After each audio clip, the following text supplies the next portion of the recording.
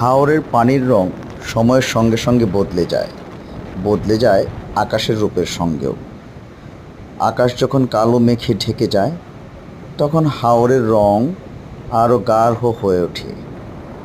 টাঙ্গুয়ার হাওর আমাদের এমনই একটা ফিল দিচ্ছিল। এর পানির রং গাঢ় সবুজ হয়ে উঠছিল। প্রচণ্ড বাতাসে বোটের ওপর আমরা বসে থাকতে খুবই আরাম বোধ করছিলাম। সবাই যার যার মতো ছবি তুলছিল। এর মধ্যে ইমরান আমাকে চিপস খাওয়ার জন্য সাধল, তাই দেখে সাকিন হেসে ফেলল।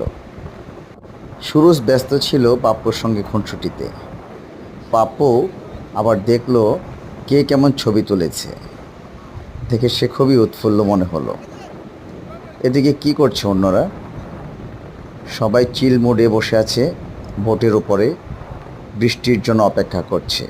বৃষ্টি অবশ্য এসেছিল, তবে সেই ছবিগুলো আর ভিডিও আকারে তুলে ধরতে পারিনি। আমরা মুগ্ধ হয়ে শুধু হাওরের রূপ দেখে যাচ্ছিলাম।